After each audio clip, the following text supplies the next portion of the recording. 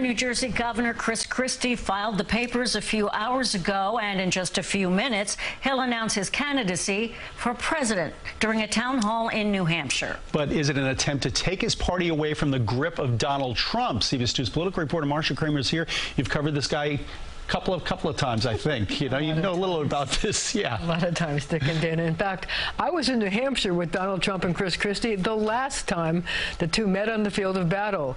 We all know how it ended in 2016, but this time around, we don't know what we don't know is which of the two seasoned gladiators will get eaten by the lion when they enter the political coliseum. The last time Christie was in New Hampshire running for president, he encountered a candidate with a boot on his head named Vermin Supreme and a one-time reality star, Donald Trump, who booted him right out of the race. Pundits say he may want revenge. He will be disruptive, Christie will. He'll do his best to get under Trump's skin because all this is about is punishing Donald Trump. Christie was Trump's loyal acolyte during much of Trump's presidency, even catching a near-fatal case of COVID during debate preps for the 2020 campaign.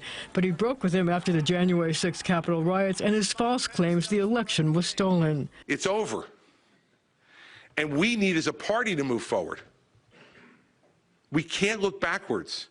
We can't be a party of vindictiveness and vendettas. Ironically, Christie was talking about Trump during his trip to New Hampshire last March, not the way he plans to run his 2024 presidential campaign. What he's going to do is do what Christie does, which he's going to attack. And when his advisors say, calm down, he's going to continue attacking. But the former New Jersey governor has his supporters and detractors, some willing to forget the Bridgegate scandal and the embarrassing photo of him and his family enjoying Island Beach State Park when it was closed to the public.